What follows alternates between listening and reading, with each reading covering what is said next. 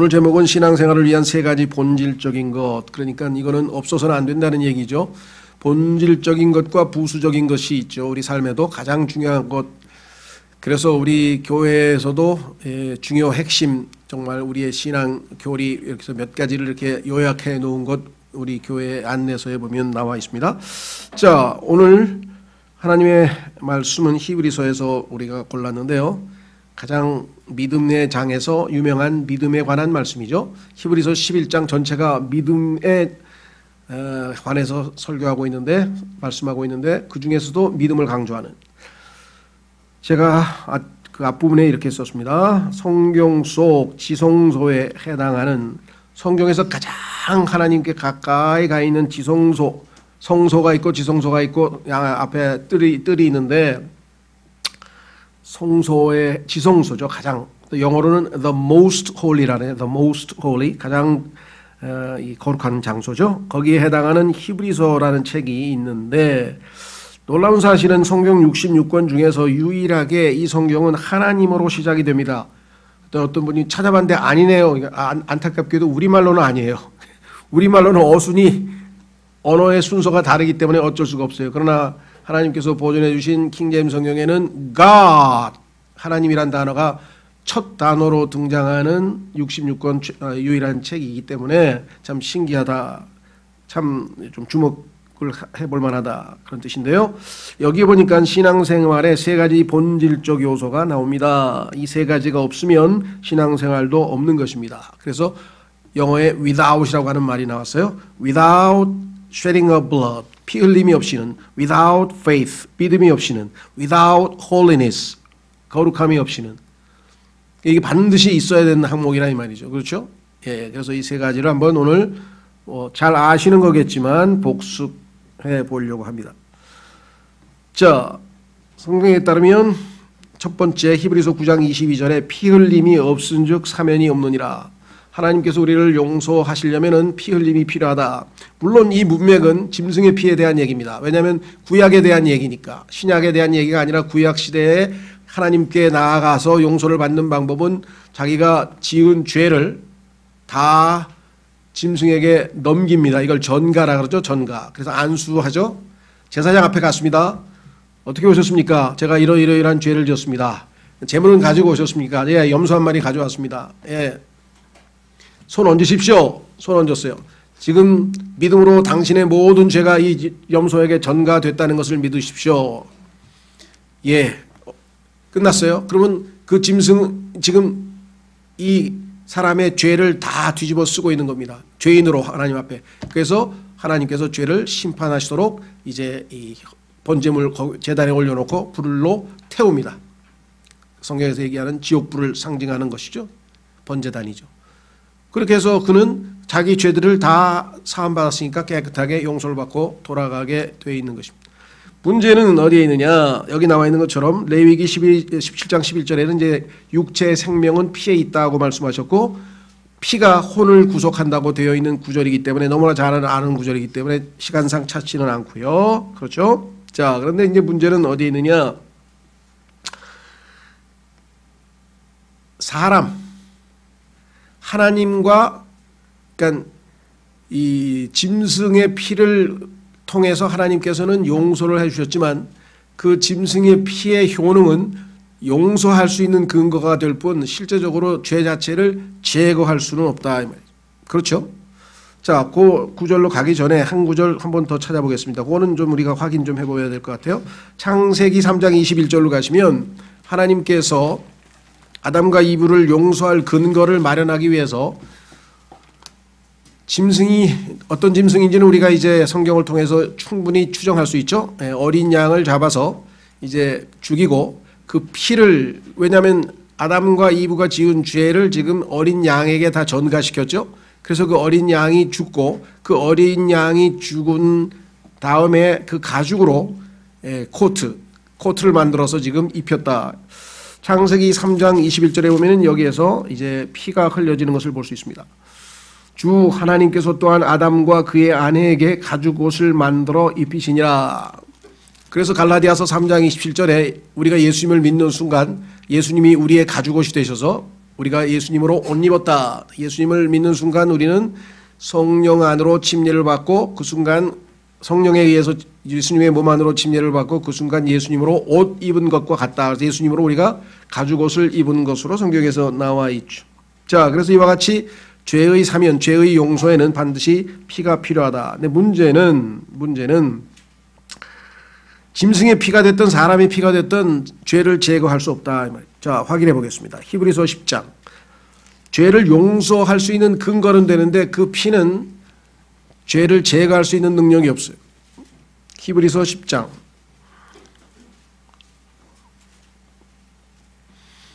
히브리서 10장 4절. 히브리서 10장 4절. 황소와 염소의 피가 죄들을 제거하는 것은 불가능하니라. 그렇죠? 자, 그래서 하나님께서 사람들의 죄를 용서만 해주면 뭐예요? 또 죄지면 또 용서받아야 되고, 또 죄지면 또 용서받아야 되고, 또 죄지면 또 용서받아야 돼요. 그래서 해마다 죄를 질 때마다 제사를 계속 드렸잖아요. 또 바치고 또 바치고 또 바치고. 얼마나 많은 제물들이 드려야 됐겠어요. 그렇죠? 예. 그런데 예수 그리스도의 피는 죄를 용서하는 것을 넘어서서 뭐 죄를 제거해 버렸으니까 없어진 거 아니에요, 아예. 죄를 제거해 버렸다 그랬잖아요. 그렇죠? 자, 그래서 죄를 제거할 수 있는 피는 하나님의 피인데 예수 그리스도께서 흘리신 피. 그래서 사도행전 20장 28절에서 하나님께서 자신의 피로 교회를 값주고 사셨다. 자, 그래서 하나님의 어린 양이신 예수 그리스도가 나타났을 때 위대한 선포가 있었어요. 자, 요한복음 1장 19절로 가겠습니다. 요한복음 1장 19절에 한 30세쯤 되는 유대인 청년이 걸어가고 있는데, 그렇죠? 지금의 이스라엘 땅에 예루살렘 근처에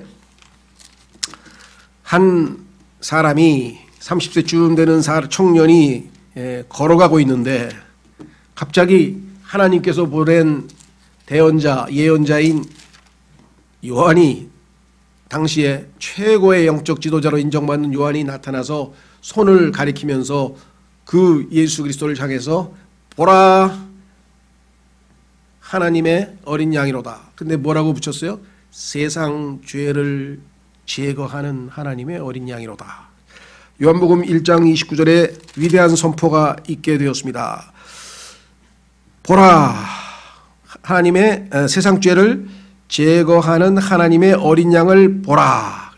사실은 이것도 어순이 우리말로는 보라가 뒤로 갔죠. 동사가. 그런데 정말 진짜로 얘기하자면 보라가 먼저 나오죠. 보라. 보라. 그렇죠? 누굴 보냐? 세상 죄를 제거하시는 하나님의 어린 양을 보라. 이 땅에 창세기 3장에서 아담이 죄를 짓고 그 죄가 인간에게 전가되고 전수돼서 모든 사람이 죄성을 지닌 채로 태어나서 죄를 짓고 하나님의 영광에 이르지 못하고 하나님의 영원한 진노의 대상이요 하나님의 진노의 그릇이요 영원한 심판과 멸망과 영원한 고통의 장소로 가는 것이 모든 죄인들의 운명이거늘 그 죄를 제거할 수 있는 분이 나타났다 이거예요. 그런데 그분이 그냥 지우는 게 아니라 자신의 피를 흘려서 그 피를 가지고 모든 죄인들의 죄를 제거하신다. 성경에 이렇게 기록되어져 있죠. 자, 그래서 이 피는 어떤 피가 되겠습니까? 보배로운 피죠. 그냥 피가 아니죠, 이건. 그렇죠? 사람의 피 물론 생명이니까 소중하지만 보배로운 피라는 이름이 붙어 있어요. precious blood라는데 이 보석이라고 하는 단어를 쓸 때 precious stone이라고 그러죠. 그래서 원래는 소중한, 귀중한 이런 뜻인데 우리는 그냥 보배롭다고 이렇게 해서 보혈이라고 해서 그러다 보니까 우리 그 뭐라 그럴까요?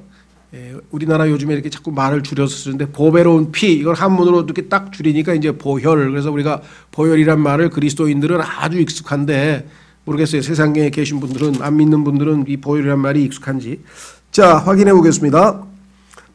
베드로전서 1장 18절 19절. 여러분도 이 피가 얼마나 보배롭고 얼마나 소중하고 얼마나 귀중한지 여러분들이 집에다가 아주 뭐라 그래요? 그냥 꿍꿍 쳐가지고 저 구석에 도둑들이 와서 못 찾게 숨겨놓은 그 다이아몬드 보석같이 소중합니까? 여러분에게 예수님의 피가 그렇게 보석만큼 소중하냐 이 말이에요. 자, 베드로전서 1장 18, 19절.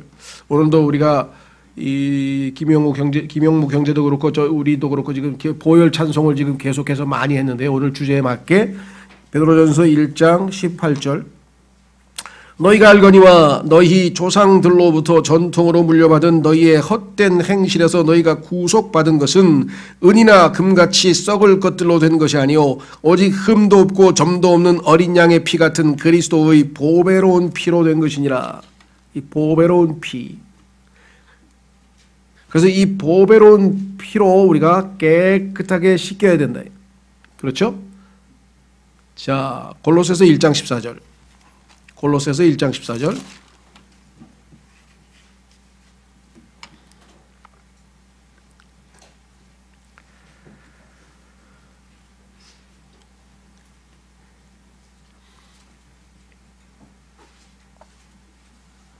골로새서 1장 14절 그분 안에서 우리가 그분의 피를 통해 구속 곧 죄들의 용서를 받았도다. 여기서 그분의 피를 통해 이 단어가 이 구절이 들어있는 성경은 킹제임스 성경뿐입니다. 모든 성서에서 이것을 제거했어요. 그분의 피를 통해가 없으면 어떻게 구속을 받고 어떻게 용서를 받습니까? 말이 안 되는 거예요. 그분의 피를 통해란 단어를 성경에서 제거한 원래 하나님의 말씀에서 제거한 성서들은 심각한 문제가 있는 거죠. 무슨 말인지 이해가 되셨습니까? 예. 자, 그래서 로마서 3장에서 하나님께서 구원의 방법을 가르쳐 주시는데 거기에서 뭐라고 하냐면은 그 피를 믿음으로 이렇게 되어 있어요. 물론 우리가 예수 그리스도를 믿는 겁니다. 그러나 구체적으로 가면 그 피의 능력을 믿어야 돼. 그 피가 우리의 죄를 제거할 수 있다는 것. 왜? 예수님은 그 피를 가지고 죄를 제거하러 오신 하나님의 어린 양이시니까. 로마서 3장. 로마서 3장에 가면은 우리가 그 피를 믿음으로 하나님과 화해할 수 있다. 이렇게 써 있습니다. 그래서 피 없는 기독교는 기독교가 아닌데 오늘날 피 없는 기독교가 엄청 많아요. 예수 그리스도의 피를 강조하면 너무 잔인해. 그 피 얘기 좀 하지 마라. 그래가지고 요즘에는 성경이 그 옛날에는 예수님의 피를 생각나도록 하기 위해서 성경을 사면은 성경에 여기가 좀 더 빨간색이었어요. 기억나세요? 그런 성경이 요즘에 하나도 없습니다. 사람들에게 거슬리지 않도록.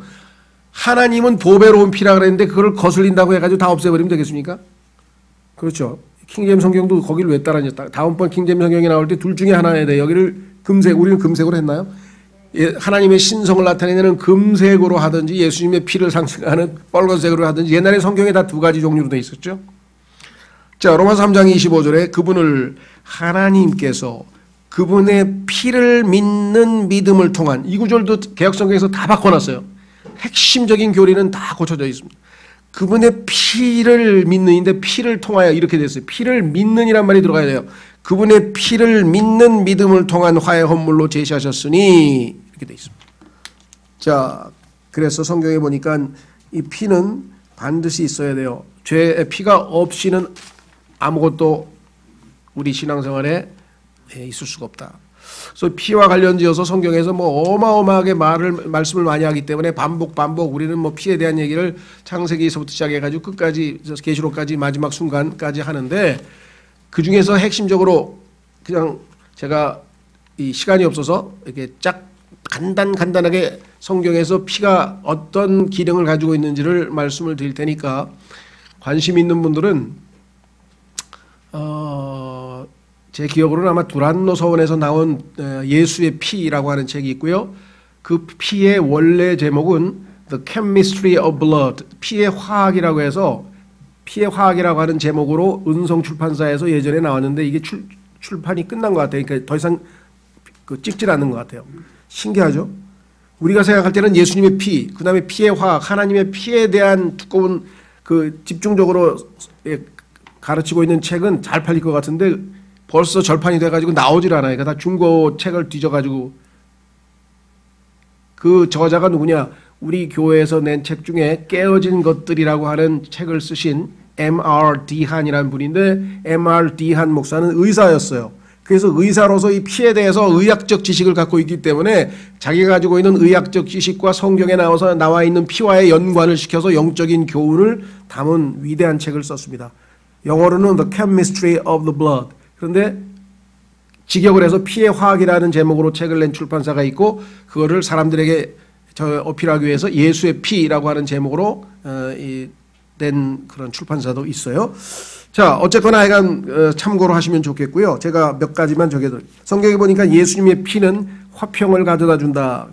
예수님의 피 때문에 하나님과 우리 사이가 화평이 됐죠. 예수님의 피는 로마서 5장에서 칭의를 하나님 앞에 의롭다 함을 얻게 해준다. 예수님의 피는 우리를 씻어준다. 우리를 죄로부터 씻겨준다. 요한 1서에 나와 있고요.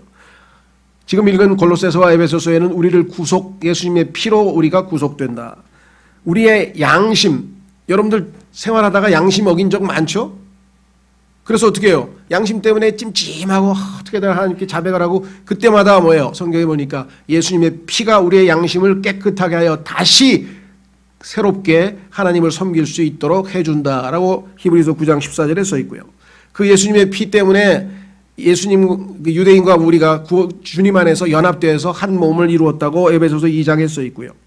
예수님의 피로 인해서 우리가 예수님으로부터 용서를 받았다고 마태복음 26장에 써 있고요. 예수님의 피로 인해서 하나님 앞에 속죄함을 얻었다고 사도행전 20장에 써 있고요. 예수님의 피가 대적에게 승리를 가져다 준다.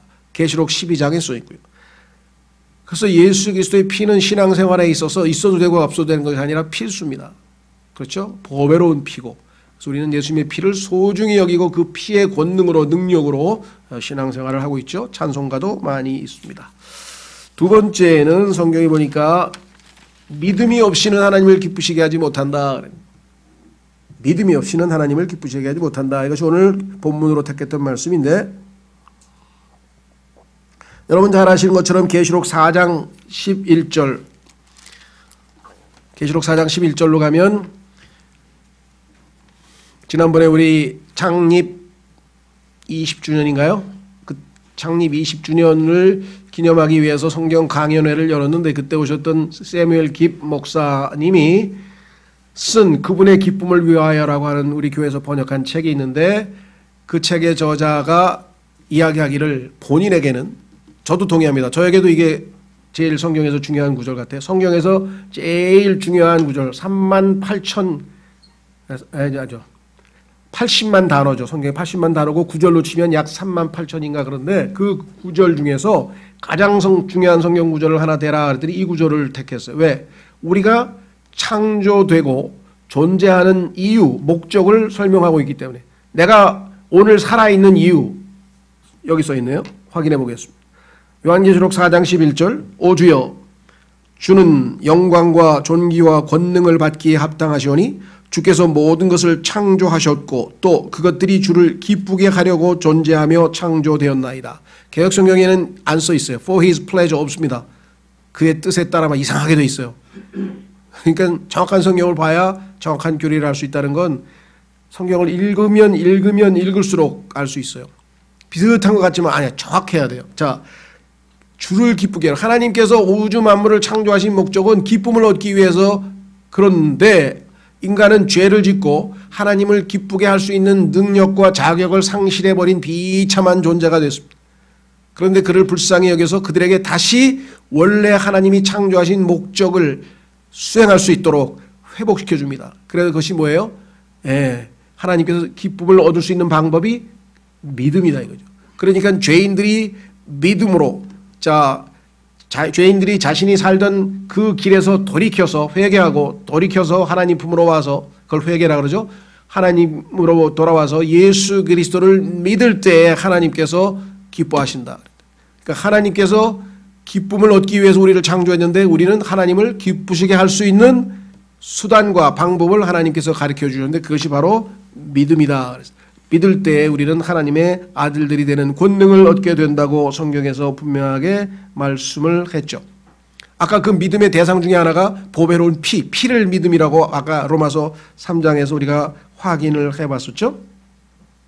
자, 문제는 믿음으로 의롭게 되고 믿음으로 구원받은 것까지는 우리가 알겠는데 그 이후에도 계속 믿음으로 사느냐 이게 이제 별개 문제죠.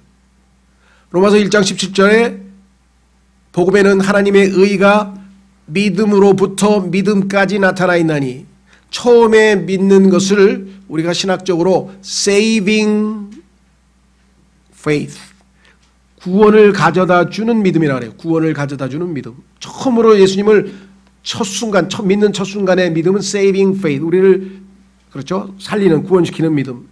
그 이후에는 뭐예요?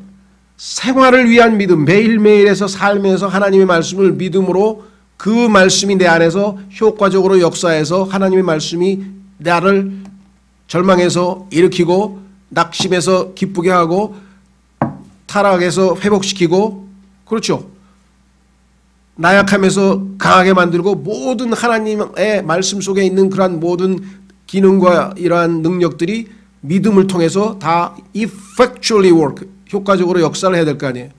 문제는 히브리서가 바로 그 믿음을 강조하고 있는 거예요. saving faith, 처음으로 믿고 예수님을 믿고 구원받는 거는 이미 구원받은 사람들이잖아요. 그건 믿음을 행사했으니까 구원을 받았을 거 아니에요. 그 다음에도 계속해서 믿음으로 살고 있느냐. 그래서 자, 로마서 1장 17절로 가시면 뭐라고 써 있느냐. 의인은 믿음으로 살리라. 로마서 1장 17절. 이 구절은 성경에서 구약 성경의 하박국서의 2장 4절에 기록되어 있는 말씀인데, 그 말씀이 신약 성경에 인용이 되어 있는데 로마서와 갈라디아서와 히브리서 3번에 걸쳐서 인용이 됐습니다. 그런데 놀라운 사실은 구약 성경은 어떻게 되어 있느냐. 그렇죠, 의인은 자기 믿음으로 살리라, 그렇게 되어 있어요. 그런데 그 자기 믿음, his faith라고 하는 말도 개역 성경에 보면은 그 믿음이라고 되어 있고, 어떤 때는 그냥 그도 없어, 그냥 믿음으로 살리라 이렇게 되어 있어요. 구약은 뭐예요? 자기 믿음이에요. 이 땅에 태어난 모든 인간들에게 하나님께서 다 골고루 각자에 맞는 믿음의 분량을 나누어 주셨다고 로마서 12장 3절에 말씀했어요. 이 땅에 태어난 인간 중에 믿음 없는 사람이 있습니까? 없어요. 버스를 믿음이 없이 어떻게 타요? 저 버스 탔는데 우리 집에 내가 내려야 될 정류장으로 분명히 날 데려다 준다고 믿지 않으면 어떻게 타요? 저 버스가 지멋대로 딴 데로 간다고 의심하면 타겠습니까? 못합니다. 그렇죠. 의자에 왜 앉아 있어요? 의자가 내 몸무게를 지탱해서 쾅 하고 나 안 무너진다, 안 넘어 이렇게 된다는 사실을 아니까, 믿으니까 우리가 딱 편안하게 앉아 있지, 의심하기 시작하면 앉아 있겠습니까? 하나님께서는 모든 사람에게, 그런데 어떤 사람은 이번에 투자하면 왕창 벌 거야, 그거는 잘못 믿은 거죠.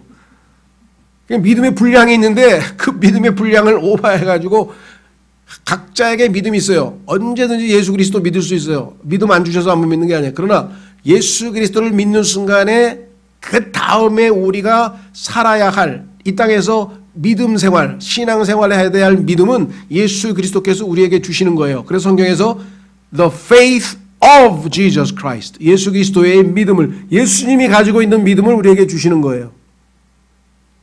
무슨 말이가 되셨습니까?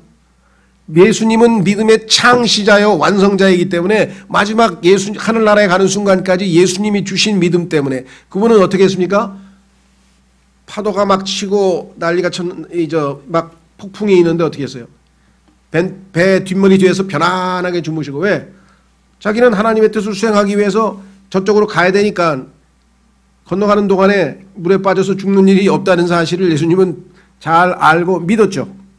제자들은 뭐야? 예수님이 건너가자 그랬는데, 예수님이 가자 그랬는데 말씀을 믿어야 되죠. 그런데 중간에 막 우리 다 죽게 됐는데 왜 주무시고 계시냐고 예수님이 깨우고 그랬다. 따라서 예수 그리스도의 믿음이 우리로 하여금 계속해서 믿음 생활을 지속하게 하는 거지, 처음에 하나님께서 나눠주신 그 믿음, 그거는 양이 너무 적어요. 약해요. 그래서 예수님의 믿음이라고 돼 있어요.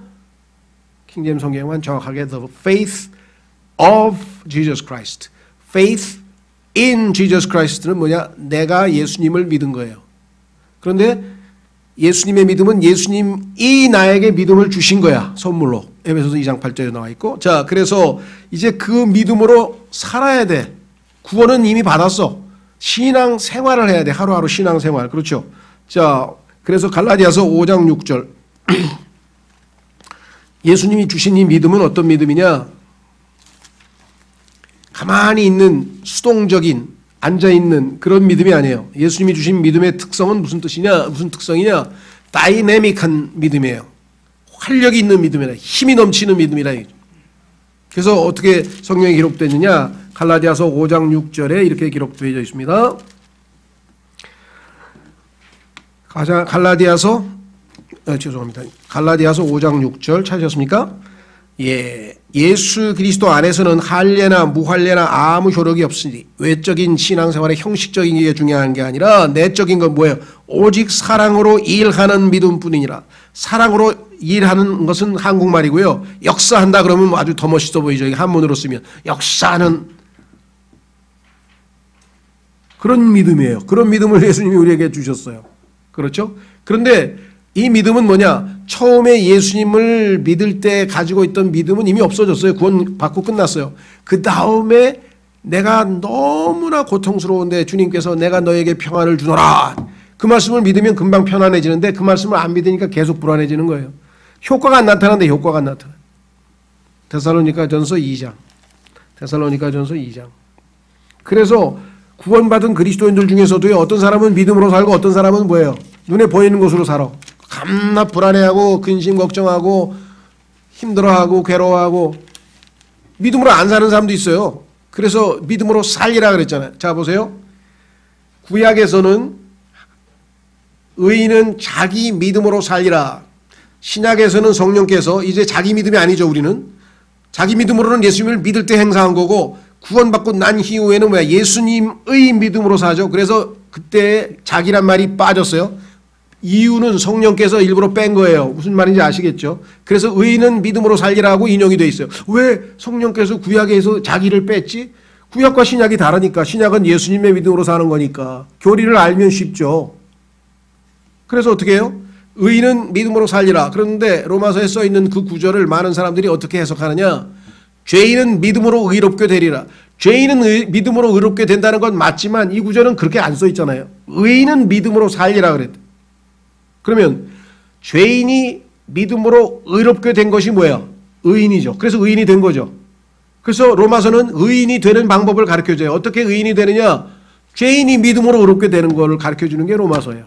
그럼 갈라디아서는 뭐냐? 그 의인이 살아야 돼. 의인이 됐으니까 이제 의롭게 살아야 돼. 그래서 그 사는 것이 믿음으로 은혜로 산다는 것을 가르쳐주는 게 갈라디아서예요. 히브리서는 뭐냐? 의인이 살아야 되는데 어떻게 살아야 돼요? By faith, 믿음으로. 그래서 히브리서 10장 38절에 인용이 되어 있어요. 그러니까 한 구절이 우리의 신앙생활 전체를 가리키는 거예요. 뭐예요?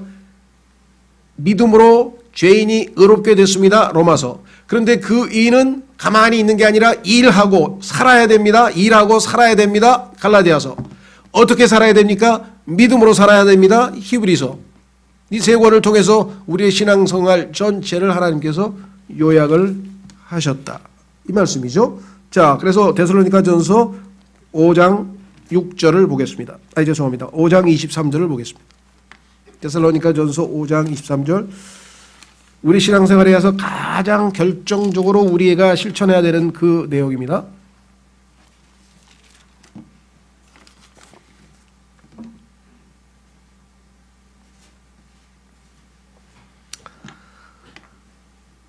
찾으셨습니까?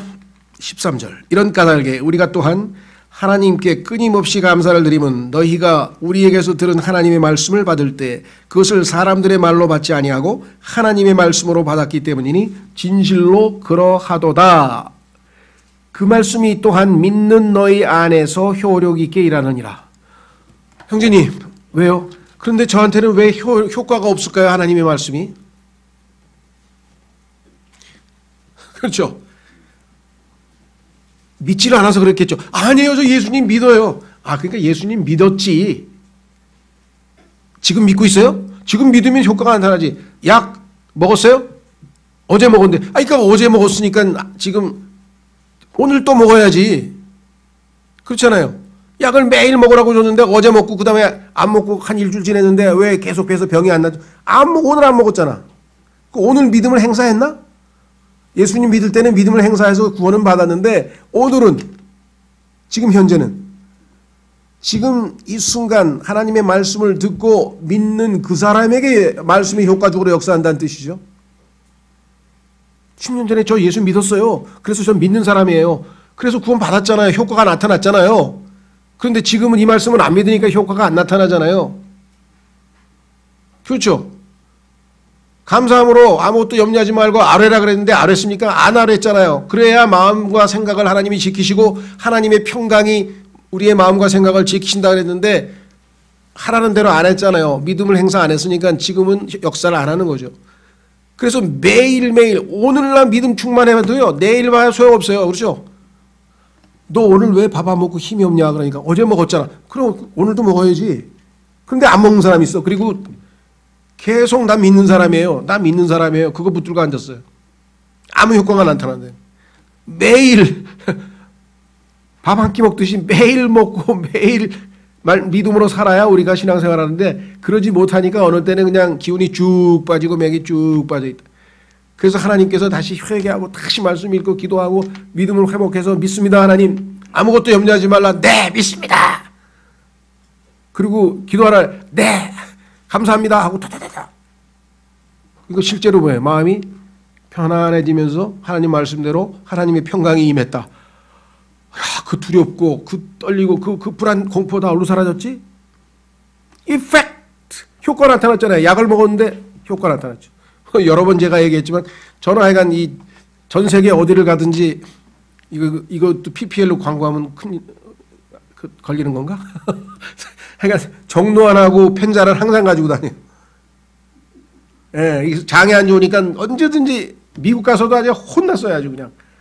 그거 가지고 정로안을 형제가 이거 드세요 하고 또 미국에도 다 상비하고 있더라고. 그래서 그거 먹고 이제 회복이 됐고 두통도 마찬가지예요. 두통 한번 일어나면은 이게 안 가라앉아.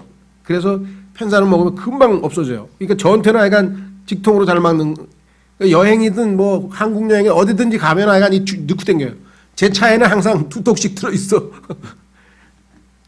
왜? effect 효과가 있으니까. 그럼 하나님 말씀이 effectually work.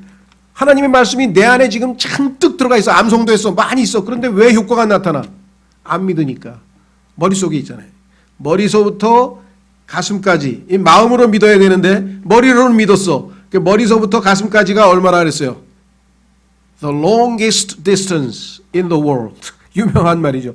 이 세상에서 가장 긴 거리가 어디냐? 여기서부터 여기까지 20cm. 안 내려와. 어떤 사람은 10년 동안 하나님의 말씀이 마음에 와 닿아서 믿습니다 하는 순간에 바로 효과가 나타나는데 그 효과를 못 보고 맨날 그렇죠? 분명히 뭐야? 믿음으로 승리한다고 성경에 써 있는데 승리가 아니라 패배라는 이유는 뭐야? 안 믿으니까.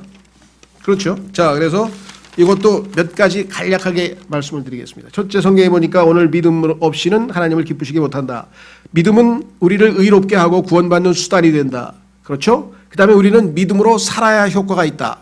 그 다음에 믿음으로 우리는 이 세상을 이긴다. 믿음으로, 그렇죠? 모든 것 위에 믿음의 방패를 가지라. 왜? 우리가 마귀의 불화살을 다 없애기 위해서, 마귀와의 영적 전쟁에서 승리하기 위해서 우리는 믿음의 방패를 가지고 있어야 한다. 그 다음에 믿음이 아닌 것은, 즉 믿음으로 행하지 아니하는 모든 것은 죄라. 무엇이든지 믿음에서 나지 아니하는 것은 죄니라. 따라서 우리는 우리의 삶을, 우리 그리스도인으로서의 삶을 신앙생활, 믿음생활이라고 한다. 믿음으로 사는 생활. 자, 마지막으로 세 번째, 하나님께서 이것이 없으면 안 된다. 이것이 없으면 안 된다. 세 번째, 뭐가 없으면 안 돼요? holiness. 거룩함이 없이는 하나님을 보지를 못한다. 하나님을 보지 못한다. 하나님을 여기서 보지 못한다는 얘기는 육안으로 본다는 얘기는 아니죠. 당연히. 그렇죠? 예수님께서 말씀하신 것처럼 우리가 영적으로 보는 거죠. 자, 하나님을 만나러 가고 싶은데 내가 지금 죄도 많이 짓고 정결하지가 아니하고 막 더럽혀지고 막 근심 걱정이 있고 이런 상태에서는 하나님 앞에 나아갈 수가 없어요. 거룩함이 없이는 하나님께 나아갈 수 없기 때문에 확인해 보겠습니다. 역대상 16장, 구약 성경으로 가면 역대상 16장으로 가시면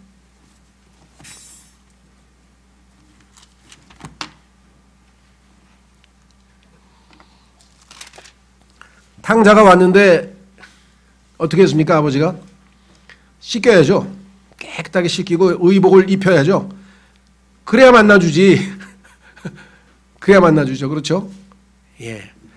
자, 역대기상 16장 29절. 주의 이름에 합당한 영광을 그분께 드릴지어다. 뭐 우리의 삶의 핵심 되는 거죠. 헌물을 가지고 그분 앞에 갈지어다. 그 다음에 뭐라 했어요? 거룩함의 아름다움으로 주께 경배할지어다. 성경에서 영과 진리로 경배한다 그러지 않았습니까? 맞아요. 영과 진리로 경배하죠. 우리가. 근데 그것만이 아니고 또 여기 나와 있는 뭐랬어요? 거룩함의 아름다움으로 주께 경배할지어다. 하나님은 우리가 거룩하지 않은 상태에서는 만나주지를 않아요. 그래서 볼 수 없다고 써있잖아요. 지금 오늘 히브리서 12장 14절에 거룩함이 없이는 아무도 주를 보지 못하느니라 분명하게 기록되어져 있죠. 그렇죠? 자, 성경에 보니까 출애굽기 15장으로 갑니다. 출애굽기 15장 성경에서 처음으로 거룩함이란 단어가 나오는 구절이 출애굽기 15장 11절이에요. 거룩함이라는 단어가 성경에서 처음으로 등장하는 곳이 바로 출애굽기 15장 11절입니다. 파라오의 모든 원수들을 파라오의 군대를 다 수장시키고 이제 승리의 기쁨을 맛보는데 하나님께서 역사하신 것에 대해서 너무나 감사해서 모세가 지금 사람들하고 막 찬송을 부르는데 그 찬송가 내용 중에 뭐가 있느냐 11절 오 주여 신들 가운데 주와 같으신 이가 누구시니까. 주님은 뭐예요? 모든 신들하고 다르다 이거죠. 이 다르다는 뜻이 거룩이라는 뜻이에요. 모든 신들하고 다르신 분이야. 전혀 다르신 분이야. 주와 같이 거룩함 속에서 영화로우시고 찬양 속에서 두려우시며 이적들을 행하시는 이가 누구시니까 누구니까. 여기 보면 거룩함 속에서 영화로우시고 하나님은 거룩하신 분이죠. 그래서 하나님께서는 내가 거룩하니 너희도 거룩하라고 분명하게 말씀을 했죠. 여러분과 저보다 먼저 우리 교회에서도 지금 내가 앞서 우리보다 먼저 주님을 만나러 소천한 분들의 명단을 적어보니까 거의 15명, 20명 가까이 되더라고. 그동안에 처음 교회 시작하고서부터 지금까지 우리보다 앞서 주님 품으로 가신 지체들이 이렇게 많은데 물론 그 가족들은 빼고 우리 교회 다니신 분들만 치면 자 그런데 그분들이 가서 지금 뭐하고 있을까요? 계시록 4장에 보면요 하나님께 엎드려서 경배하면서 뭐예요? Holy, holy, holy, holy, holy, holy. 거룩하시도다, 거룩하시도다, 거룩하시도다, 거룩하시도다. 나 하늘나라 안 갈래. 그런 분 계세요. 거기 가면요 황홀해서 거룩하시도다, 거룩하시라는 순간에 엑스터시 정말 이 땅에서 뭐 마약 먹고 뿅 가는 게 아니에요. 그냥 너무 영광스럽고 황홀해서 지금 내가 하나님 앞에서 지금 거룩하시도다 하고 있는 것 자체에 행복감에 젖어서 끝나질 않아요. 끝날 수가 없어. 너무나 거룩하신 분이기 때문에 입에서 저절로 나와. 우리도 너무나 아름다운 장면을 보면 와 전부 다 그러죠. 근데 하나님은 어떻게 되겠어요? 말로 뭐 하겠어요. 그러니까 그냥 원더풀 하신 분인데 이 땅에서의 원더, 이적 뭐 세계 불가사의 6개, 7개 있다 그러죠. 뭐 이과수 폭포만 봐도 그냥 전부 다 와 하고 막 경이로움에 빠지는데 예수님은 경이로움이 full, wonderful 가득하신 분이에요. 그냥 그분의 경이로움 앞에서 그냥 어떻게 할 수가 없어. 우리 그냥 거룩하시도다, 거룩하시도다, 거룩하시도다 하고 계속해서 영광을 돌릴 수밖에 없다라고 성경에 써 있네요. 그렇죠? 자, 그렇다면 그 거룩하신 하나님께서 거룩치 못한 우리를 만나실 수가 없잖아요. 그래서 구원받아서 하나님 앞에 의롭게 된 우리들을 어떻게 해요? 거룩하게 구별하셨다. 하나님의 거룩한 영으로 성령께서 우리 안에 들어오셔서 하나님의 거룩한 영이 우리를 하나님 몫으로 따로 떼어서 거룩하게 구별해 놓으셨다라고 성경에 써 있습니다. 고린도전서 6장 11절. 그러니까 여러분과 저는 세상에 있는 다른 이 땅에 있는 사람들하고는 뭔가 달라도 달라야 돼. 똑같이 화내고 똑같이 성질내고 똑같이 욕하고 똑같이 막 짜증내고 똑같이 뭐 그러면 안 돼요. 뭔가 달라야 돼. 뭔가 달라야 돼. 똑같이 게으르고 저같이 그러면 안 되고 달라야 돼. 뭔가 저 사람 지금 코로나19인데 왜 저렇게 얼굴이 화내? 난 지금 힘들어 죽겠고 막 공황장애가 오고 정말 막 지금 막 정신과를 가는지 마느니 정말 힘들어 죽겠는데 야, 넌 뭐가 좋아서 그렇게 월급이 후원하냐? 그렇죠. 우리는 하나님을 믿음으로 하나님께서 인내를 마음을 주시고 이 상황에서 복을 주시고 내 마음을 기쁘게 하시고 그래서는 하나님께서 항상 기뻐하라 그랬어. 코로나19가 있을 때도 기뻐하고 코로나19가 없어질 때도 기뻐하고 2배로 강한 코로나가 와도 그래도 기뻐하고 항상 기뻐하라 그랬잖아 하나님이. 그렇죠? 기분이 좋을 때도 기뻐하고 기분이 안 좋을 때도 기뻐하고 항상 기뻐하라 그래도 나 항상 기뻐하는 거야. 그게 돼? 믿으면 되지. 뭐가 달라도 좀 많이 다르네. 자, 고린도전서 6장 11절. 너희 중에 이 같은 자들이 더러 있었으나 너희가 우리 하나님의 영을 통해 주 예수님의 이름으로 씻기고 거룩히 구별되어 어떻게 했다고요? 의롭게 되었느니라. 하나님께서 우리를 거룩히 구별시켰어요. 이미 끝난 얘기예요. 이 거룩하게 구별되었는데 왜 자꾸만 거룩히 구별되라고 또 얘기합니까? 거룩히 구별되었으니까 하나님께서 하셨으니까 우리를 거룩하게 만드셨으니까 그래 이제 거룩하게 살라 이 말이야. 너희는 거룩하게 살 수 있는 능력이 없으니까 하나님께서 거룩하게 살 수 있는 변화를 주셨으니까 성령이 우리 안에 들어오셔서 우리를 거룩하게 하셨으니까 이제 거룩하게 살라고. 그래야. 그런데 우리는 뭐예요? 세상죄로 더럽혀지고 세상 풍조로 더럽혀지고 그 더럽혀진 상태에서는 하나님 앞에 나아갈 수가 없다 이 말이에요. 그럼 다시 거룩하게 될 수 있는 방법은 뭐냐? 예수 그리스도 앞에 죄를 고백하고 죄를 깨끗하게 씻김을 받고 성령으로 다시 어떻게 해요? 충만함을 입어서 거룩한 상태에서야 하나님 앞에 나아갔을 때 하나님이 지성소문을 열고 우리를 만나주시는 거지 아무 때나 그냥. 그렇죠? 자, 그래서 거룩함이 없이는 하나님을 볼 수 없다는 얘기는 하나님과의 교제와 관련된 말씀이죠. 교제, 사귐과 관련된 말씀이라는 것이죠. 자, 그래서 우리는 히브리서 12장으로 한번 가보겠습니다. 히브리서 12장 10절. 히브리서 12장 10절. 주제가 방대해서 몇몇 구절만 찾아봅니다.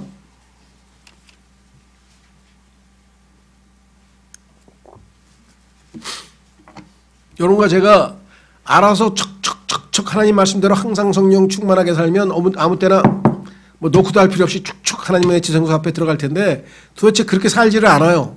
우리의 육체가 자꾸만 죄를 향해서 죄 짓고 또 막. 그래서 하나님께서 할 수 없이 우리를 깨끗하게 하려면 어떻게 돼요? 가지치기를 해야 돼요. 그래야 열매를 맺죠. 가지치기를 해야 되는데 그 방법이 뭐냐? 회초리예요, 회초리. 그래서 징계라고 하는 그 테마가 히브리서 12장에 나오는 거예요. 매를 맞아야 돼. 매를 맞고 우리가 다시 정결케되어서 그래야 하나님 앞에 나아갈 수 있어요. 자, 그래서 징계의 목적이 나와 있어요. 10절. 하나님께서 징계를 하는데 이렇게 되어 있습니다. 아예 6절서부터 보시죠. 주께서 사랑하는 자를 친히 징계하시고, 이것도 오해하는 구절입니다. 주께서 죄 짓는 자를 징계하시고 막 이렇게 읽어요. 아니에요. 때로는 내가 뭐 잘못한 것도 없는 것 같은데 왜 이렇게 힘든 일이 벌어지지? 사랑하시니까. 힘든 일이 벌어지면 항상 뭐야? 하나님이 날 사랑하셔서 그러는구나. 자신이 받아들이는 아들마다 채찍질 하시느니라. 아들을 채찍질 하시지 안 믿는 사람은 안 때려요. 하나님께서. 하나님 아들도 아닌데 왜 남의 아들 마귀의 아들을 막 때리세요? 그럴 필요가 없잖아. 그렇죠. 역설이죠. 우리가 아들이니까 맞는 거예요. 자, 너희가 징계를 견뎌내면 하나님께서 아들들을 대우하듯 너희를 대우하시나니 아버지가 징계하지 않는 자가 무슨 아들이냐? 모든 사람이 징계를 받음으로 너희에게 징계가 없으면 너희가 사생하여 아들이 아니니라. 그래서 우리는 많은 환난을 거쳐 하나님의 왕국에 들어간다고 사도행전 14장 20절에서 말씀했죠. 또한 우리에게 있던 우리 육체의 아버지들이 우리를 바로잡아도 우리가 그들을 공경하였거늘 아버지가 매를 때려도 잘못했습니다. 안 하겠습니다. 이렇게 하는데 하물며 영들의 아버지께서 하나님께서 우리가 더욱 풍성하고 우리가 더욱 복종하고 이로써 살아야 하지 아니하겠느냐. 진실로 그들은 며칠 동안 자기들이 기뻐하는 대로 우리를 징계하였거니와 육체의 아버지들은 그러나 영의 아버지께서는 그분께서는 우리의 유익을 위해 하시나니 이것은 자신의 뭐라고요? 여기 있잖아요. 답이. 우리가 거룩하지 못하니까 아버지를 만나지 못하고 아버지를 만나지 못하니까 기쁨이 없고 행복이 없고 힘도 없고 낙심하고 인생에 의미도 없고 축축 처지고 그러니까 어떻게 해요? 만나서 하나님으로부터 엄청난 영적인 복을 받아야 되는데 주시려고 하는데 더러워서 깨끗이 못해서 거룩치 못해서 만날 수가 없으니까 이들을 거룩하게 해서 하나님의 거룩하심에 참여해서 만날 수 있는 자격을 갖추게 해주시기 위해서 징계의 수단을 쓰신다고 성경에 썼잖아요. 우리가 자신의 거룩함에 참여하는 자가 되게 하려 하심이라. 그래서 거룩함에 참여하게 돼서 아버지 앞에 언제든지 나아갈 수 있게. 이 구절은 로마서 6장에도 써있고 에베소서 4장에 써있고 많이 써있어요. 하나님께서 우리에게 고난과 어려움을 주시는 유일한 목적은 우리를 하나님의 거룩함에 참여해서 하나님 앞에 언제든지 나갈 수 있는 정결하고 깨끗한, 다른 생각 없어 그냥 하나님만 찾는 마음으로 충만하게 만드시는 것입니다. 자, 정리하겠습니다. 성경에 보니까 하나님의 성경 기록 순서가 기가 막힌 거예요. 자, 창세기에서 우리가 뭘 봅니까? 하나님이 우리를 창조하셨죠. 왜? 기쁨을 얻으려고. 그런데 타락해가지고 죄를 지었죠. 그렇죠. 그래서 이들을 다시 하나님을 기쁘시게 할 수 있는 자격을 갖추기 위해서 구원하셔서 의롭게 하셔서 칭의를 주시고 죄악으로부터 벗어나게 해서 해방시키시기 위해서 구속을 이루셔야 되는데 그 구속을 다루는 책이 뭐예요? 출애굽기잖아요.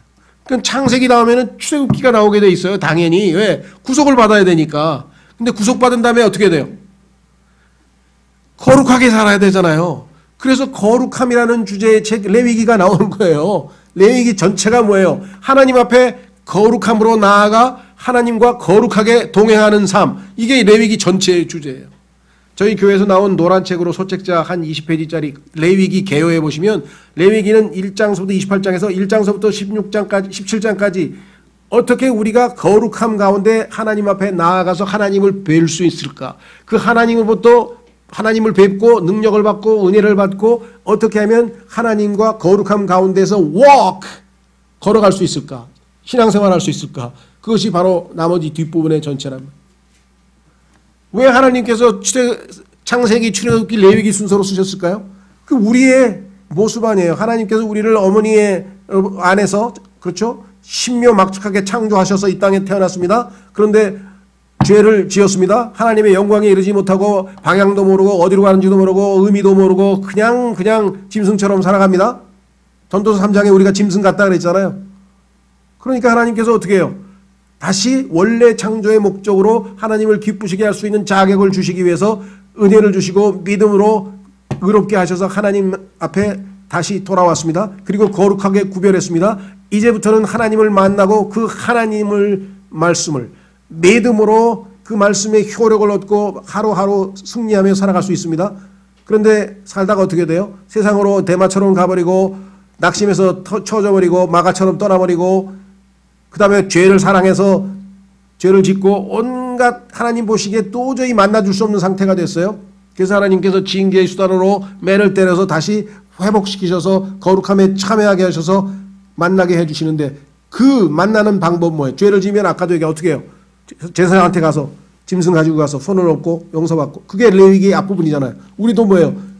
예수 그리스도 앞에 우리의 죄를 자백하고 다시 의롭게 돼서 요한일서 1장 9절 내대로 자백하고 용서받고 깨끗하게. 저희 교회에서는 공식적으로 예배에서는 안 집어넣는데 제가 그 한마음 미션에 지금 못 가고 있죠. 오랫동안.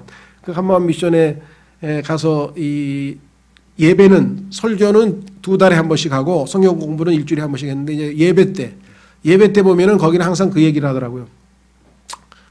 그 지난 일주일 동안 지은 죄들을 자백하는 시간을 갖겠습니다.